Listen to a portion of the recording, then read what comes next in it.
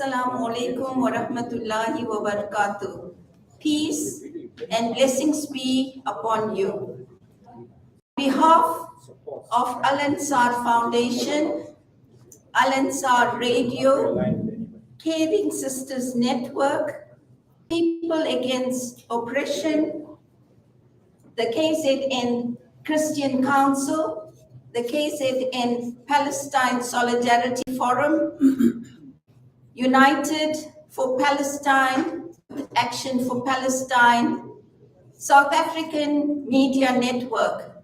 On behalf of our partnering organization, as well as all of you present here today, we'd like to offer a warm and loving welcome to our guest, Professor Allan Bosak, and each one of you that's present here.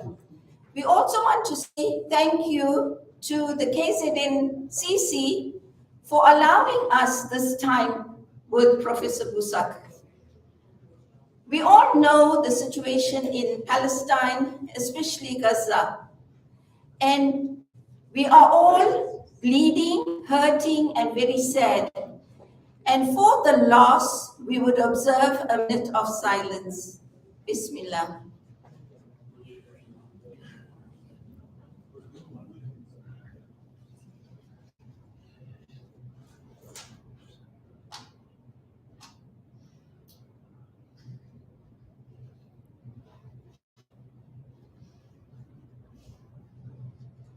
Thank you, Shukran. I would like to call on Lubna Nadvi to introduce our guest speaker. Lubna.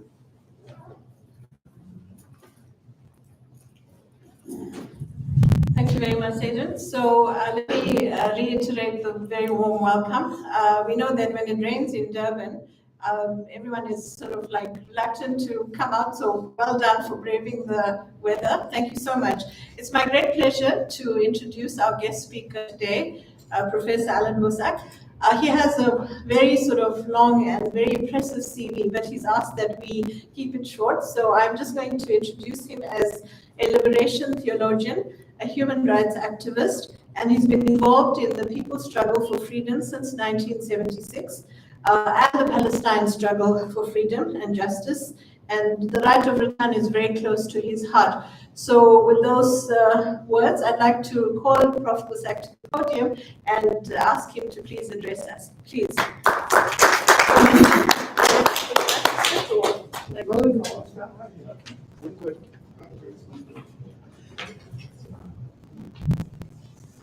Good evening, everyone. I am grateful to the KZN Palestinian Solidarity Committee for this invitation, and I'm grateful to you for being here tonight, as it is important that we use every opportunity to express our solidarity with the people of Gaza and the people of Palestine in general, and that we express our outrage at what is happening to the people of Gaza and the people of Palestine right now, and that we express our determination not to slack in our solidarity in every way that we can with the people of Gaza and the people of Palestine. So I am grateful to be here with you tonight. I suppose I should begin by applauding the most recent statement of Ms. Naledi Pandor, our Minister for Foreign Affairs. I can see that bit by bit, they are getting closer to the demands of the people of South Africa. We are almost there, but not yet. So the demands remain very clear, and we should state it at every opportunity that we can. Shut down the Israeli embassy completely and expel all of the Israeli diplomats from South Africa. That's one. Two, make BS official at all levels, including cultural levels, including all trade with apartheid Israel, including ending the trade in arms, both selling arms to Israel or buying arms from Israel. Number three, it seems to me that it is time that we think more clearly and more honestly about the so-called two-state solution, which every moment that goes by becomes more and more of a delusion. As long as those settlements continue, as long as Palestinian people are expelled from their own land, South Africans cannot simply say, yes, the two-state solution is what we want. Growing demand from within Palestine itself is a unitary state, a secular state with guarantees rights for everyone. And so with the right to return right on top of the agenda. So that seems to me the conversation that we should be having as South Africans amongst each other, with Palestinians, as a South African government, as we continue to engage international opinion. I'm very happy to see that the foreign minister has explicitly stated that she is calling upon the International Criminal Court to arrest Mr. Netanyahu.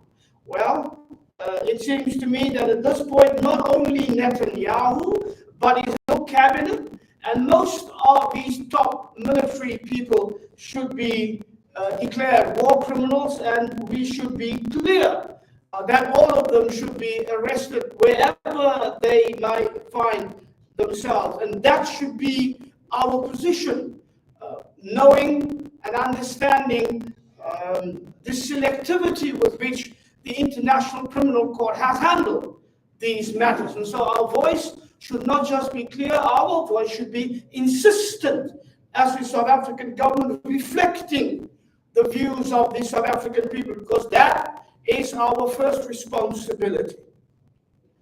So tonight, with all of this that is going on, because we can see that amongst the international voices, new voices are being added, and it seems to me that those voices who just a few weeks ago, maybe just a few days ago, were proclaiming themselves unequivocally and unconditionally on the side of Israel are now beginning to sing a different tune.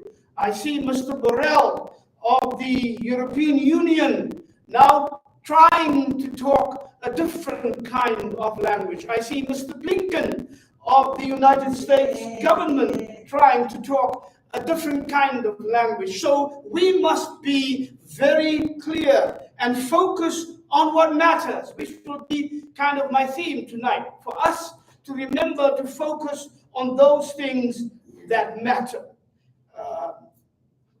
What kind of a war is this? It's not another Nakba. It is the continuation of the Nakba since 1948. It's not a new Nakba. It is an ongoing Nakba since 1948. We know that, and so we should not be afraid to say that. This is not a war of self-defense. This is a war of extermination. This is a genocide. We must keep on reminding the world that what the Palestinians are engaged in is a war of resistance to the occupation and to oppression and to tyranny and to genocide, which has been ratcheted up by Israel over the last month. We know that the Israeli army has, in the last month, in the last 4 weeks since October 7, killed more children in Gaza than all the children in the world that have been killed in all the wars in the world since 2019. So that is not a war of self-defense. That is a war of extermination. When you turn off the electricity and you turn off the water, you force people and children to drink contaminated water, the kind of water that will have very, very detrimental effects on their health, on their mental health for years to come. That is not a war of self-defense. That is a deliberate attempt at extermination of a whole people. We know that is not a war of self-defense. It is a war to defend an occupation. It is a war to defend land theft.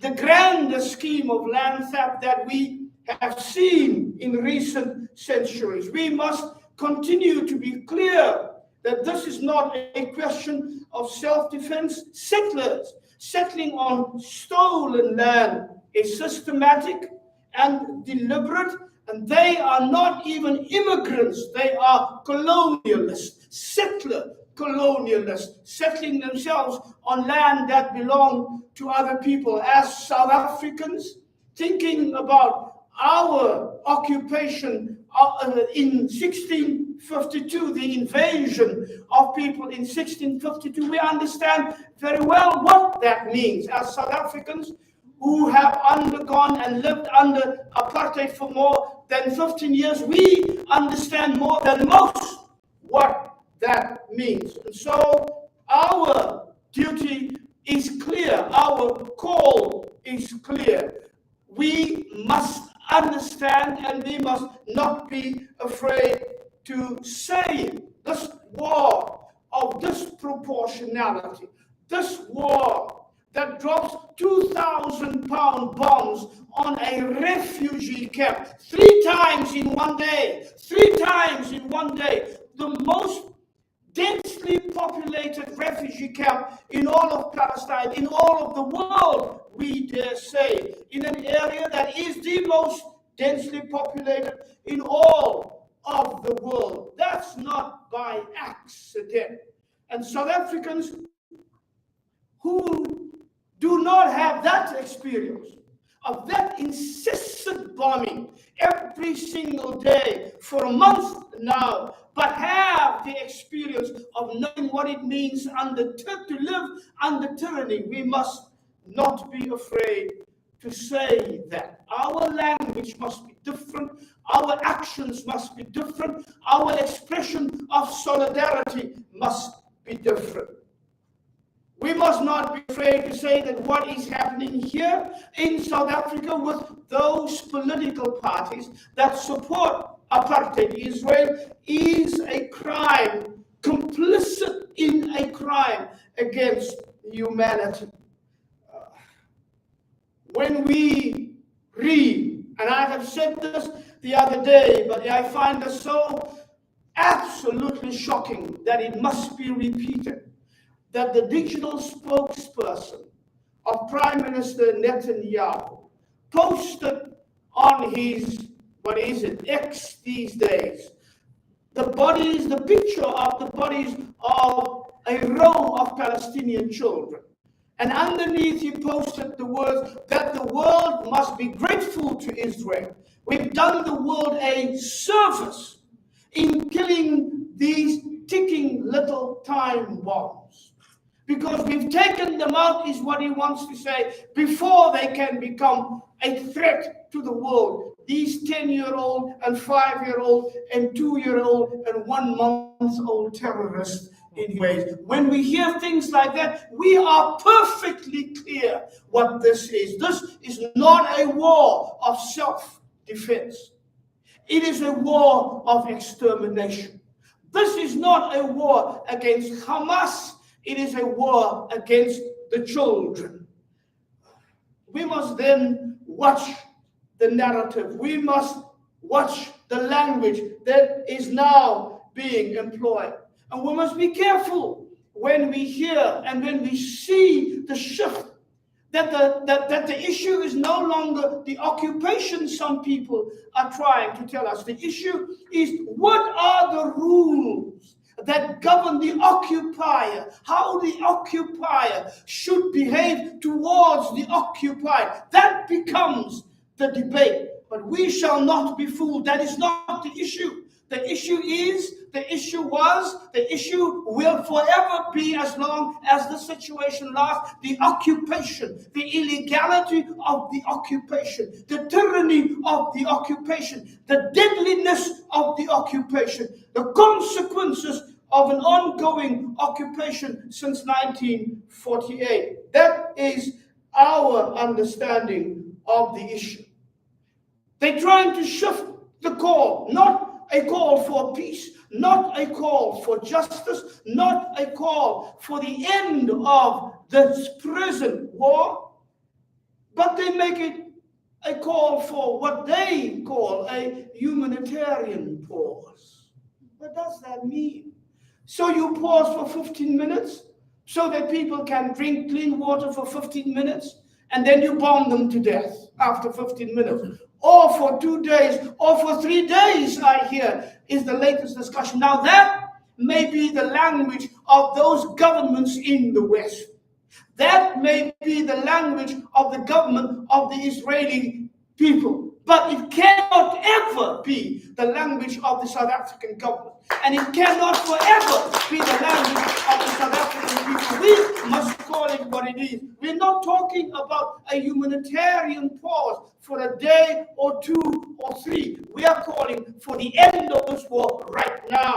We are calling for justice and peace for the Palestinian people right now.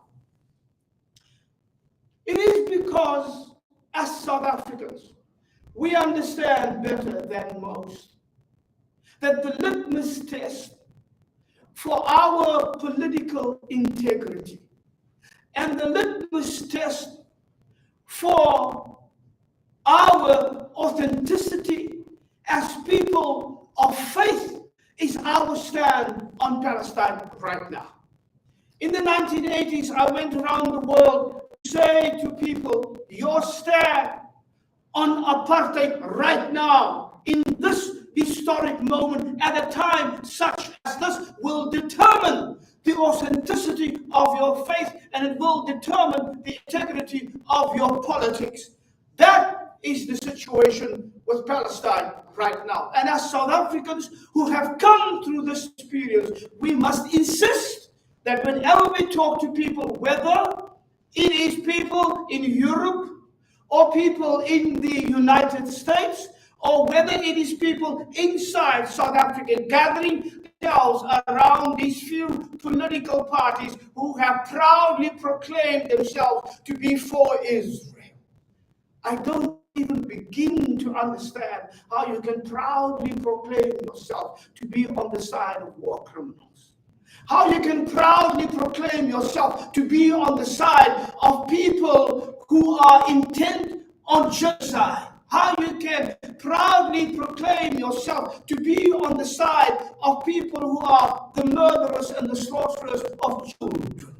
And so for us, we must be very clear that if this is the stand of the people of this country, it should be the stand of the people who govern us. We must be absolutely clear, my brothers and sisters, that in this situation where we are right now, we must say to our president, or if he prefers, to the president of the African National Congress, who every now and then speaks as the president of the South African people. Make up your mind. Make up your mind. Since we have seen President Cyril Ramaphosa last with his NEC, gathered as if they were gathering at a graveside, talking vaguely about solidarity with Palestine, we have hardly heard him say a mumbling word. Naledi Pandor speaks up, but Cyril Ramaphosa remains silent. Well, we need to say to him, if you want to be the president of the people of South Africa whose solidarity with Palestine is clear and unequivocal, then you must say so. And you must hear you speak on behalf of these people. He is the president of this country, and he has made time to celebrate with Springboks on a World Cup win, but he has not made time to stand up and address the people of South Africa on the crisis in Palestine, on what our solidarity actually means. But he cannot, because as long as solidarity means repeating the words of Nelson Mandela in 1995, and you do not understand that solidarity with Palestine in 2023 is not the same as solidarity with Palestine in 1995, then you are not speaking for the people of South Africa. So I do not want a bogus, made-up, fake public holiday. I want my government to stand up and say, we are ending this thing right now. I want my government to say, we are shutting down the Israeli embassy right now. If you claim to stand in the tradition of Nelson Mandela, if you claim to be the successor of Nelson Mandela, then you should be doing now what Nelson Mandela would have been doing right now if he were alive and if he were the president. And you cannot be the president of the people of South Africa if you do not actively distinguish yourself from those political parties under the leadership of the Democratic Alliance who are actively complicit in an apartheid state and in what that apartheid state is doing, actively complicit in the murder of children, actively complicit in extermination, actively complicit in land theft, actively complicit in genocide. You have to distinguish yourself from those people, and not in words, because every word we utter is already drowned in the blood of those children who have no words anymore. That is what we have to say. You have to clothe yourself with the politics of integrity and decency, with the politics of courage, with the politics of compassion, with the politics of truth. Because what we do as a government reflects on the character of the people of South Africa in a time such as this. And that is why we should continue to focus on those things that really matter. We must remember, my brothers and sisters, that the South African government is slowly changing its stance because of what we have been doing since the beginning of this thing. We have had people on the streets of South Africa since the very beginning. 2-3 Sundays ago, 10,000 people in Cape Town. This past Sunday, 200,000 people on the streets of Cape Town. That is what we should be doing right now. And that is why they are changing their tune. That is why, because they know they need to be in line with what the people of South Africa want.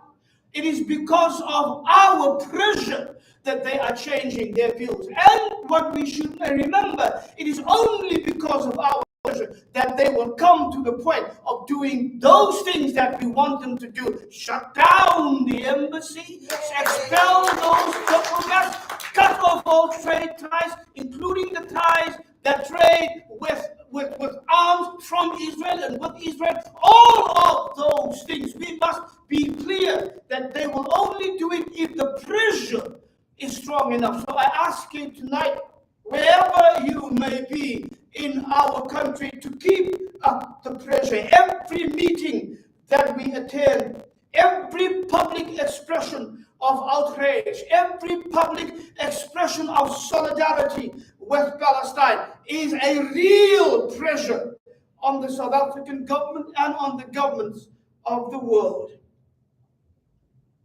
2 Sundays ago, At 1 o'clock in the morning, our time, I was on Zoom with friends and comrades and brothers and sisters in the United States, because they are looking for ways in which we can exchange ideas, because they say we look to you for inspiration in our efforts to change the mind of our government, because they realize the importance of the government of the United States as far as this issue is concerned. And they know that Blinken is now changing his language because, not because he has a change of heart, if the man has a heart, but because of the presence of 3,000 people on the streets of Washington, D.C. 300,000, excuse me, 300,000 people. Thousands of people on the streets of New York, thousands of people on the streets of Boston, thousands of people on the streets of San Francisco, thousands of people on the streets of Los Angeles, thousands of people in every major city in Berlin, a million in London this last Saturday, a million in London. That's why they know that they have to speak a different kind of language. But they say to me, we have to be, as you say, you have to be clear to your government. We have to be as clear to our government. And we all know that if it were not for the support of the United States government, Israel would not be doing the things that Israel is doing right now. Israel would not even exist. The land of the Palestinians would still have been the land of the Palestinians. Not an enclosed, exclusive land, but as it always have been with the Palestinians, welcoming Jews, welcoming Christians, because they are all Palestinian. And it's about the humanity of everybody in that land. That is something that has been being killed in 1948. They're killing it right now. And so we know that the U.S. is key here. So in a time such as this, Mr. Biden must understand that the voice of his people in the United States is strengthened by the voice of the people of South Africa. And we must make sure that they hear that voice. I can understand when I see Mr. Biden these days that he is worried, because in a few ways now, in the last week or two, Mr. Netanyahu has made Biden understand, I am not even listening to you. You can tell me what you want, because your words don't matter as long as the weapons keep coming. Your words don't matter as long as the money keeps coming. Your words don't matter as long as your protection lasts in the UN and everywhere else on every international platform. And that is a lesson that Mr. Biden will have to learn. The US has been supporting Israel from the very beginning, giving it political protection, financial, economic aid, emotional support in every single way since 1948. Every bomb that falls on Gaza is a bomb made in America. Every plane that flies over, every F-16 that flies over Gaza and drops bombs on refugee camps and on hospitals and on schools and on children and on pregnant mothers is a bomb, is a plane made in America. And so we understand you, Mr. Biden, but as long as you let those planes keep on flying, as long as you keep on giving those bombs for free, for our people to be killed, you must not be surprised that Mr. Netanyahu is telling you to go away because he's not interested in what you are saying to him. There are reasons, Mr. Biden, why millions of people in the world, across the world, are telling you this is wrong. And there are reasons why Jews in the hundreds and thousands go on the streets of Washington, D.C., why they occupy Grand Central Station. 400 of them arrested, thousands of them too many to be arrested. That's why they occupy the Statue of Liberty with one message: Mr. Biden, what you are doing is wrong. And don't use the excuse that what you are doing to Palestinians, you are doing because you are doing it in our name. Not in our name, not in our name, not in our name. That is what Biden needs to understand. Your position on this question is wrong. Your position on land theft is wrong. Your position on the occupation is wrong. Your position on genocide is wrong. That's what these Jews for peace and justice and humanity are telling Mr. Biden. And he needs to understand that Netanyahu is refusing to listen to you now, because if you run with a lie, the truth will catch up with you and expose you. He's not listening to you because if you justify land theft, if you justify terror, it will drag you down that dark tunnel that ends up in the slaughter of children. You need to understand that if you support genocide, you lose your humanity. You need to understand that while there are still children left, Mr. Biden, you may still be able to stop this thing. And in stopping this thing, you may still be able to save your soul and that of your nation. That is what is at stake. For America and for those of us here in this country who are complicit in what is happening to Palestinian people right now.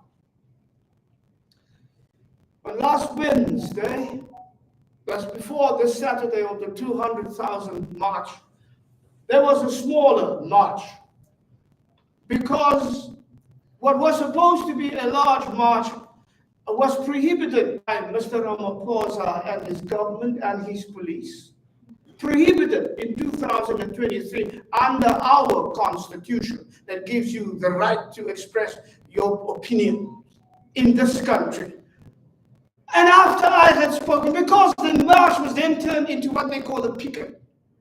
I don't even want to use the word, because to use the word picket in face of what is happening to Palestinians right now is an insult to Palestine, as it is an insult to our own worth and dignity. But the wonderful thing happened last Wednesday. Whilst the older people had decided, oh, we will abide by the rules set down by Mr. Ramaphosa's police, the young people, I had just finished speaking, the young people came to me and said, Doc, this thing that you turn, or that your people turn into a picket, that's not our decision. That's a backdoor decision. We don't want to be part of that backdoor decision. The youth have decided to march. And by the time I got off the truck, the youth were already in the streets, confronted by the police and confronting the police. I must tell you, my brothers and sisters, I looked at that spectacle, and it's a thing that I have not seen since 1985.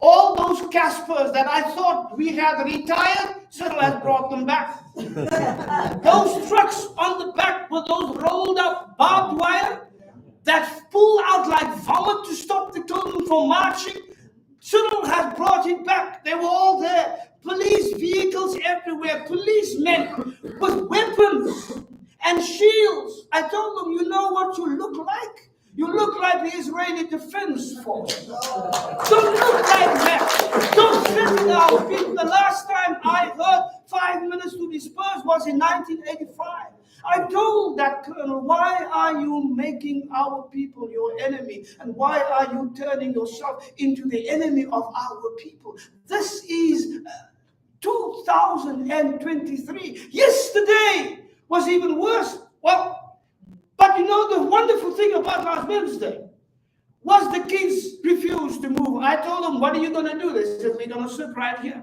I said, are you going to be disciplined? They say, you can see it. We are disciplined. We sit. We will not move. I mean, children quoting to me a song that we sang 40 years ago. Like a tree standing by the water, we shall not be moved. Can you imagine that? And they are 16 and 17 and 18. I was so proud of our young people in Cape Town. In the end, though, they won. We negotiated with the police. I've been told that it was, some people could see it on television. I didn't see it myself. But when the policeman said to me, okay, tell them to give us 5 minutes so that I can send my men back. And when I saw all those police vehicles turn around and drive down the street away from the children, and when I saw the police information marching down the street to the point where we had agreed where the march will end, away from our children, all those threats gone, all those trucks gone, all those Caspers gone, all those guns gone, the children won a great victory that day. And that is what we are seeing every day on the streets. Yesterday, in Sea Point, however, you all saw on the television, there they were back again with water cannons and live ammunition and tear gas and whatnot. But Mr. Ramaphosa, this is not the South African we fought for. And this is not the South Africa our people died for. If you had forgotten that, please come and talk to us and we will tell you. If you can find the time between the celebrations for the Springbok and the next auction of your buffels, then we will talk about these things, because children are dying. Please understand what we are talking about. So this is what we have come to do tonight. And I'm so grateful that you are here. And I hope that you will not stop. And we are insisting on these things. And the reason why we insist, my brothers and sisters, is not because we think that we are better than others. It's not because we think that we are so righteous. It's not because we think that we are so powerful. But it's because of the children. It's because of the mothers. It's because of the fathers. It's because of the grandparents. It's because of Palestine. Today, the worth of my dignity as a South African lies in the worth of the dignity of a Palestinian child. And we will not stop. We will not stop. We will not stop. We will not stop. We will not stop until that cry from the river to the sea, Palestine shall be free, is turned into the present tense. From the river to the sea, Palestine is free. That is our goal. That is what we are working for. That is what we live for the moment. That is what we are fighting for, because that is what Palestine is fighting for. And as long as Palestine fights for that, that is where we stand. And that is where we will hold our government to account. And we will not stop. And we will not stop. And we will not stop. God bless you all.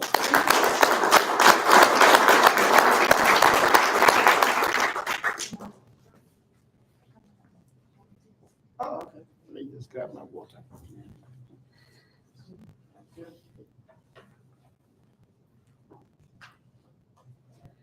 Lost for words. So powerful. And a message very clear for each one of us. We are South African. We've borne the brunt of what is happening to our sisters and brothers in Palestine. And we who are present here today will not stop. We will not stop. We will not stop. And that's our pledge for the freedom of our brothers and sisters in Palestine.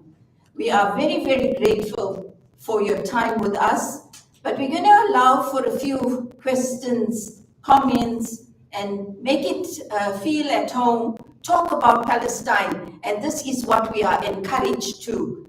Adorn yourself with Palestine, Walk, let people know that Palestine will never die and we will continue. Lubna Latvi will take on from here. As is the South African way, Amandla! Awethu! Amandla! Awethu! Awethu!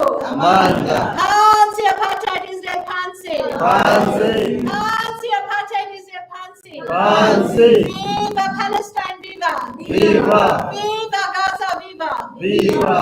Thank you so much, Prof. Bosak, for those very inspiring words. So we are going to take some questions, and I would like to invite the audience now to indicate by show of hands if you would like to ask a question or a comment. Okay, wow, okay. So let me start with the gentleman in the front, and I noticed there were 3 other hands at the back. Okay, so, okay, let's go from this side here. So there's 1, 2, 3, and 4. If you'd like a mic. No. Oh, you're fine. Okay. Dr. Bosak, thank you so much. Don't you think that our president is constrained with US sanctions? I mean, US sanctions destroys innocent people in most countries in the world. If you look at Iran, Venezuela, Cuba, all he has to do is put sanctions on us. And who suffers? The majority of the poor people suffer. I understand. So perhaps he's constrained and he's not saying it. Well, I think it's a time for honesty and for clarity. If he is constrained with the fear of sanctions, he should say so. We should challenge the United States. It's time that we say to the United States, we are standing for the truth. What are you standing for? We're standing for Palestine. What are you doing? If you want to punish us for being in solidarity with people that you are murdering every day, then please go ahead. Let me see.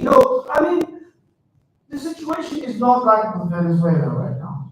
Bolivia has challenged the US on this thing, and there are more countries who have come out challenging the US on this particular issue. Bolivia has cut all ties with Israel, despite US pressure. And you know better than I that Latin American countries are even more under pressure of the United States than we are here. I sometimes feel, sir, that we are not really under pressure, we are bowing down. We are so afraid, we anticipate. The US was here. They sent Blinken, they sent Mrs. what's her name, Johnson, who was the UN ambassador, to come and read us the law on what they want. Otherwise, we will do this and that with blackmail. They sent everybody that you can think of. I'm trying to think of that congressman. I forgot his name. One of the most warmongering people in the world, I think. I think it's Lindsey Graham. No. Lindsey Graham is a senator. He wasn't here. Lindsey Graham is totally off the charts. Lindsey Graham is the guy who said, in terms of Ukraine, that giving money to Ukraine is the best money they have ever spent because it kills Russians. I mean those people.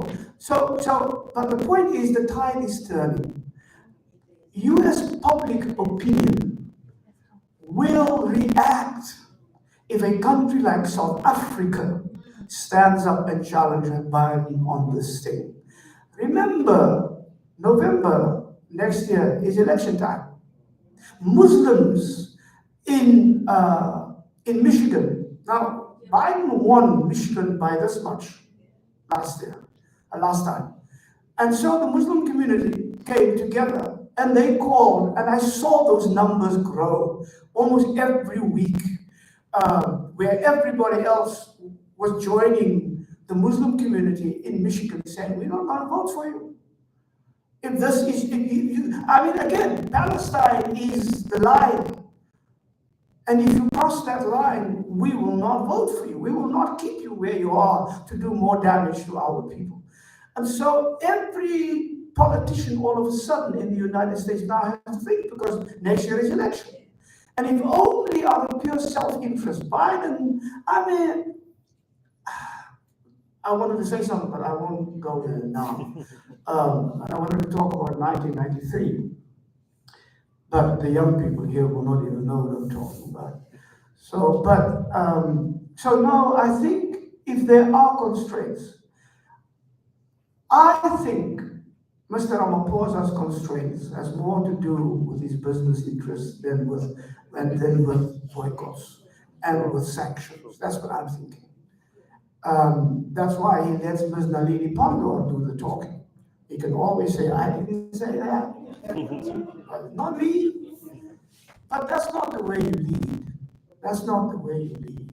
And that's why my very, very first thing that the ANC was very angry with me about, I said, our leaders are spineless. But I can't allow them to be spineless on my behalf. Be spineless on your own.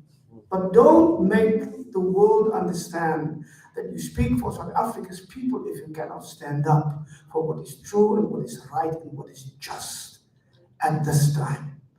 So, Mr. Ramaphosa and I can debate this thing in public if he wants to. And then we can talk about that, because I know and he knows that in 1985, 86, 87, when Archbishop Tutu and I went around the world advocating for sanctions, we've had meetings. Before I ever went abroad to ask for sanctions, I had meetings with trade unions in this country to ask the trade unions, now you know, guys, if we ask for sanctions and Ford closes down, and Goodyear tires close down, and this closes down, and that closes down, then you're going to be out of a job. Your people are going to suffer. They say, then we know what we are suffering for. So our people had an understanding and a maturity of political consciousness then. I cannot, for the life of me, understand why a mature conversation with our people from the side of our government cannot clear these matters up. So if there are constraints, let me know what they are exactly, but don't be vague and say, well, they will sanction us and we should challenge them. If I may ask, what's the time now? I don't want to... It's 9 o'clock. Okay, so we have 15 minutes. I will constrain myself and not be long in my questions, but I've had a long day. Tomorrow morning, 7:30 is my first appointment with these young men. Where are they? They're in that, yeah. So please, yes, there were questions in the back. Yes. Go ahead. The IDF has 70,000 serving the Ah. IDF. Do you identify who they are, where they stay, organizations? Because that was news to me. I never knew there were 70,000 Africans that were serving the IDF. That's one question. The second question, the Holocaust Center, how will you track up do like this? Because there was a spot that 15 people can go and boycott at the Holocaust Center in the beachfront. So those are two. I don't know about those things. The first thing was about the IDF, right? Well, there's a very strong statement that came out yesterday by trade unions who made a very strong point on the question of South Africans being allowed. Oh, now I remember. Mandla Mandela released a press statement today in which he raises that question, and in which he quotes the law of 1998 that prohibits South Africans to go and serve in the army of a foreign country. And yet, this has been happening since the early 1990s. We have never stopped that. So it's like all those many apartheid laws that have remained on the books just in case the government needs it. So I think that we should get in touch with Mr. Mandela and ask him to explain that even more. In Cape Town, there is a lot of talk about action. Herslier School is a very famous Jewish school. And I don't know how, there's a large percentage of their students who are very proudly announcing that they are leaving after the matriculation to go and serve in the Israeli army. And so that's against the laws of this country, and our government knows it, and they haven't acted against it. Those are the things that we should be calling them out on today.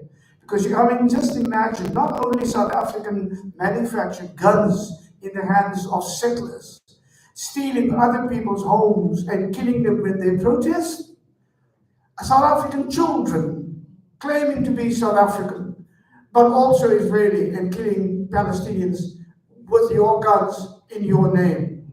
No, that's intolerable. On the Holocaust thing, I don't know enough about that particular situation. I'm sorry. Thank you. Yes, there was a hand at the back.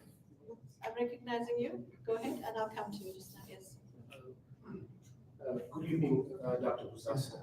Firstly, we applaud you and we commend you to be one of the icons of the struggle.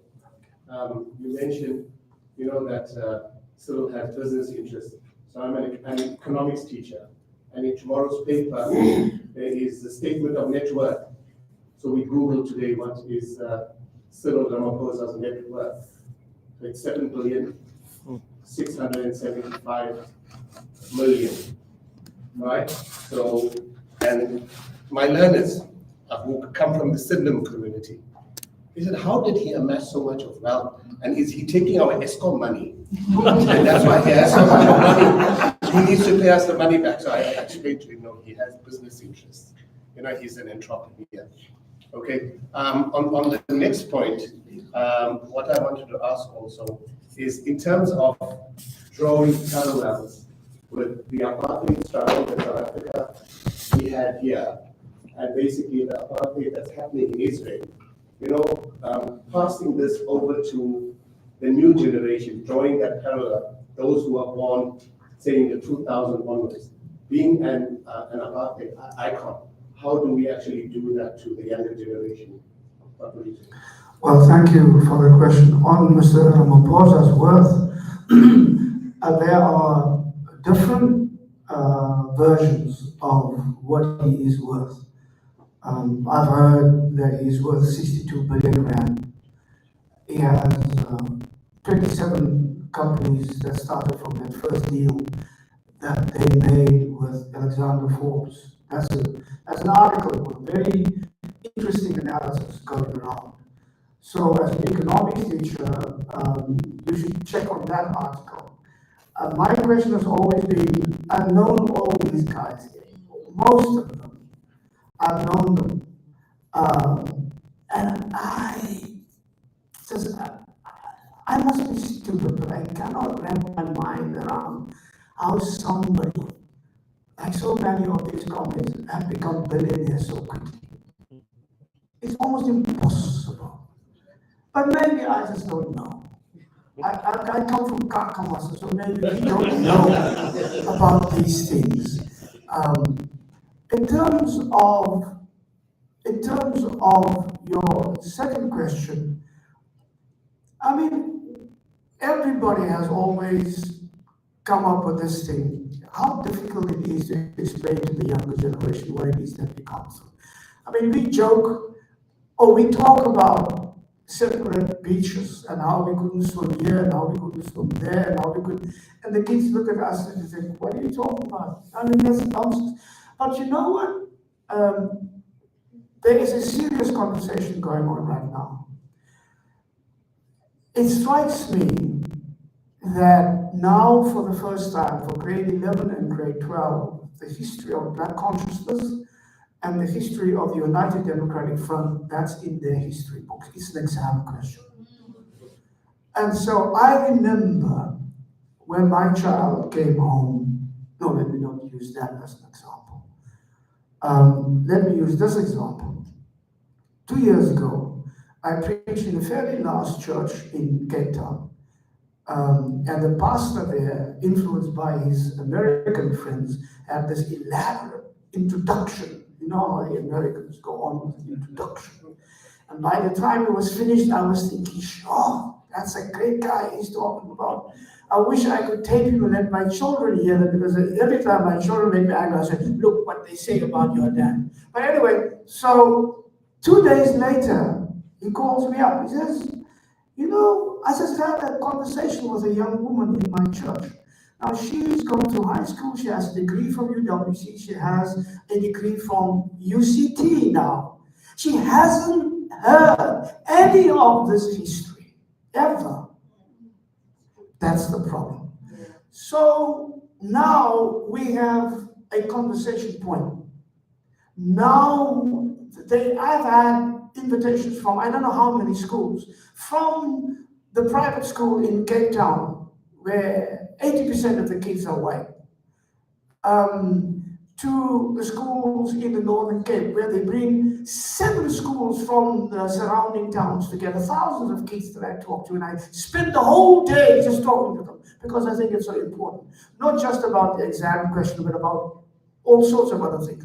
So now there is a curiosity in the minds of our children, because I can say to them, the Black Consciousness Movement, the history, that didn't fall out of thin air.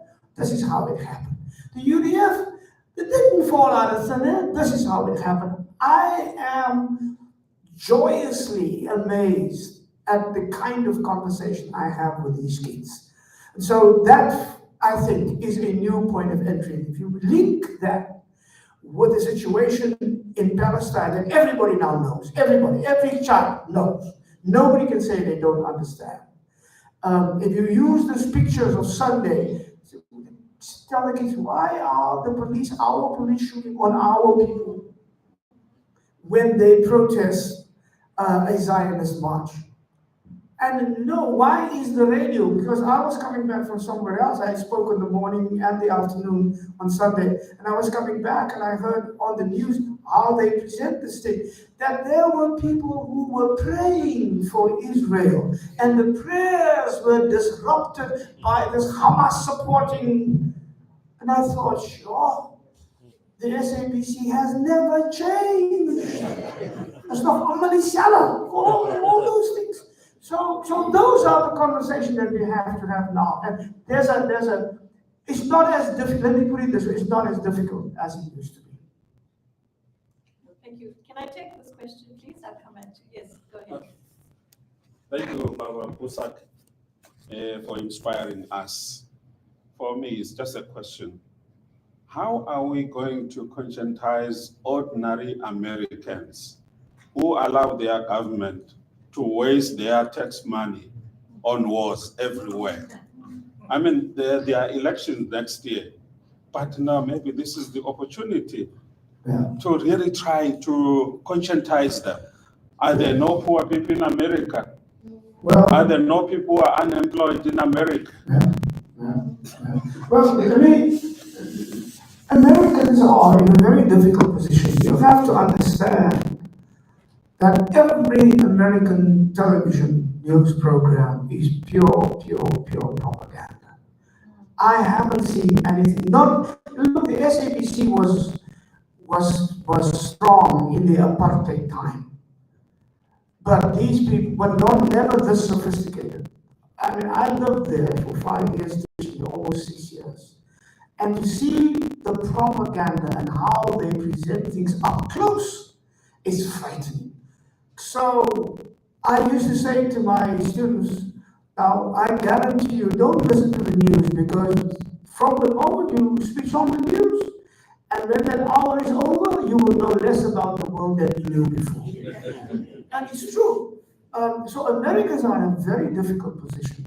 They are bombarded with false information. Look, when they set out, when this Israeli person had that tweet about the 45 babies that were beheaded by Hamas, it was a lie. But Joe Biden repeated that lie twice before he wrong.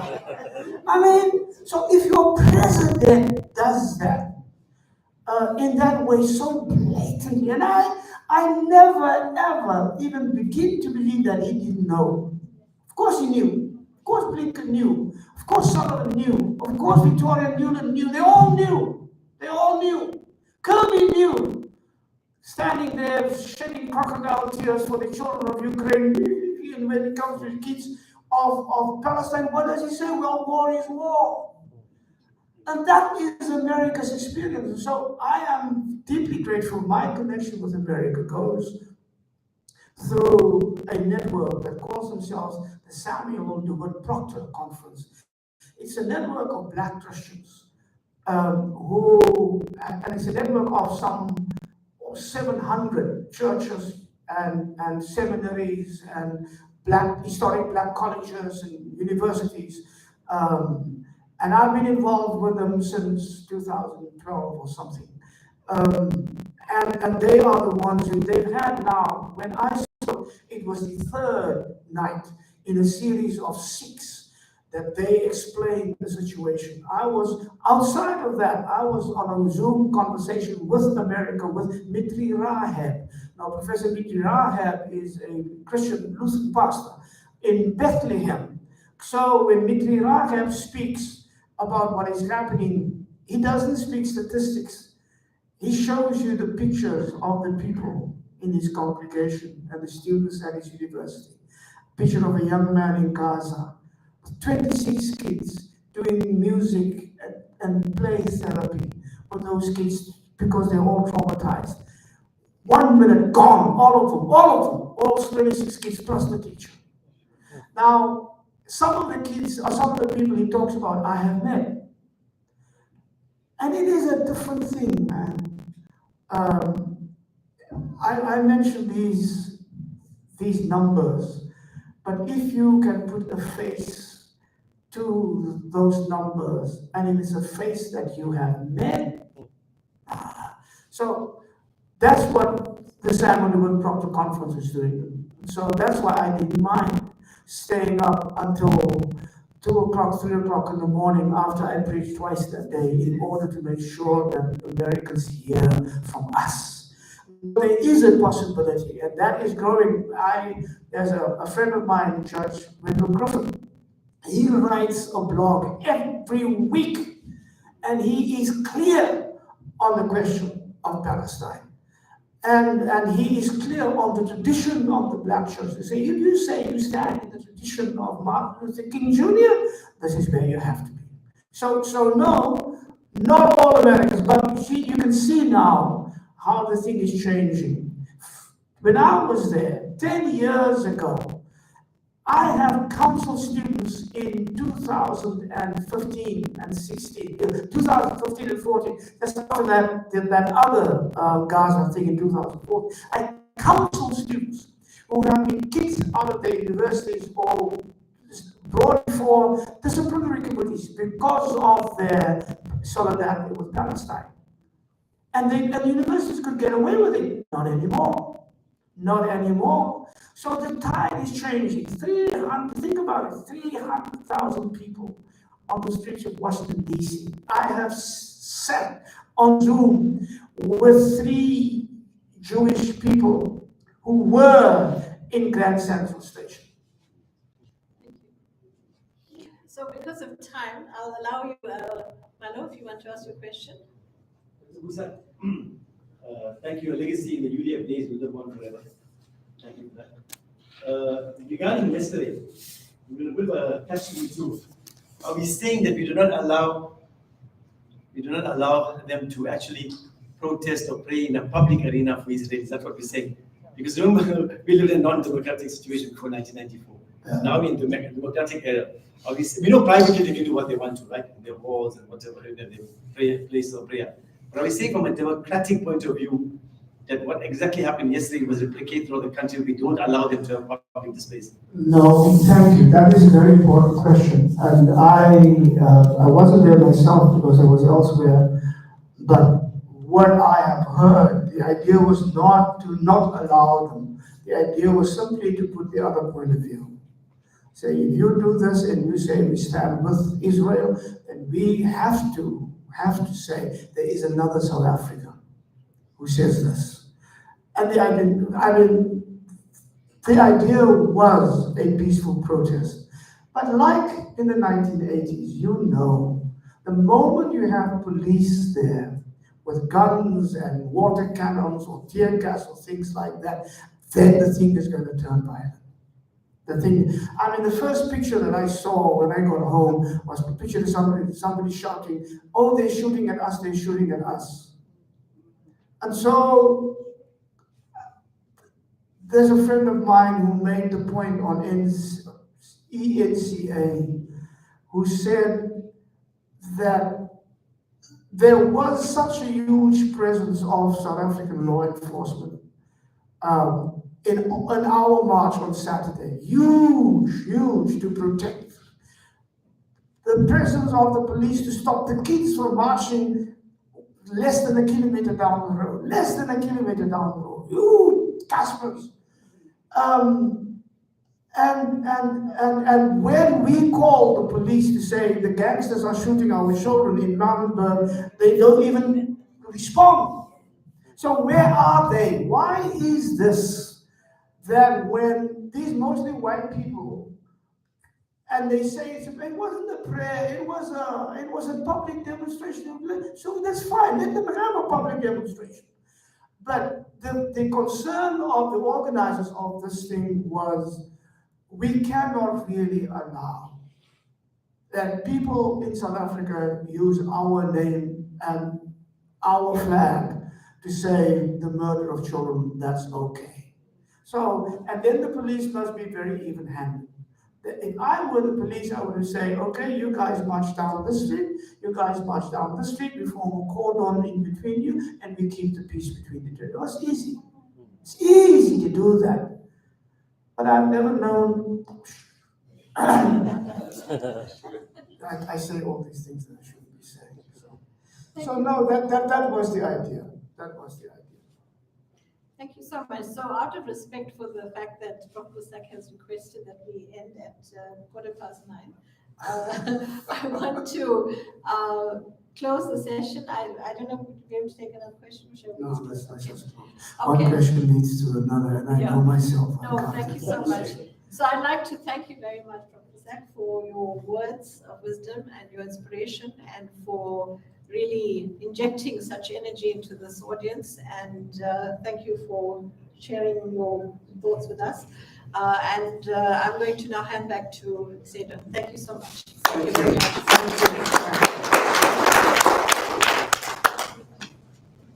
It's sometimes good to know people.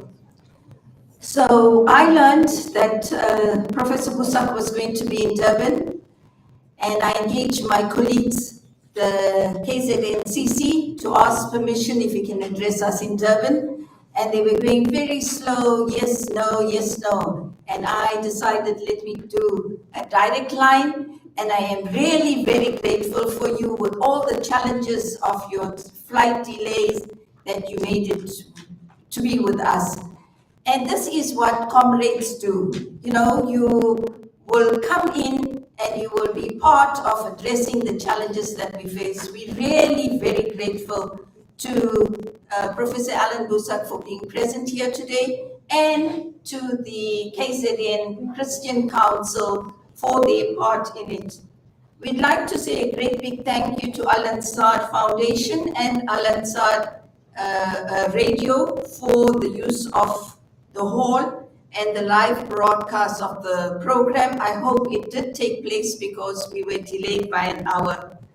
I'd like to also thank my colleagues in the KZN PSF, members for assisting with logistics and refreshment, the UFP team for sponsoring beverages, Country Break for sponsoring Savory, our dear colleague Aman for assisting with YouTube broadcast.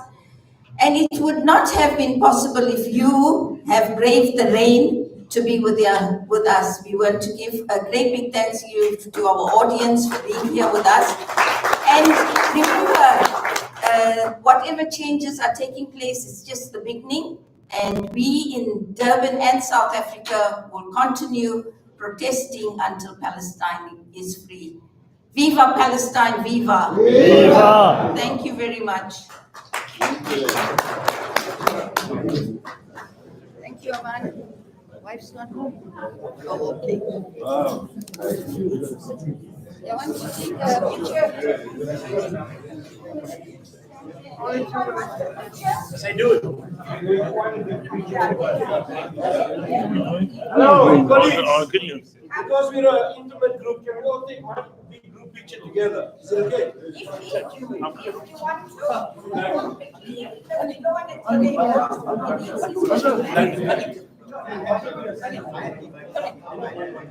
Okay,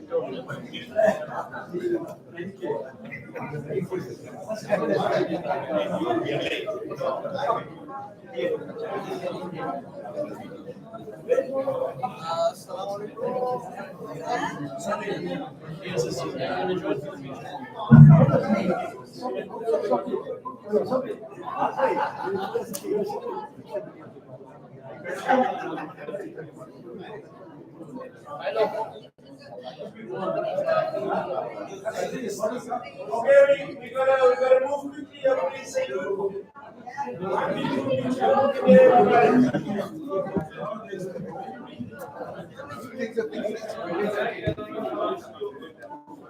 Yeah.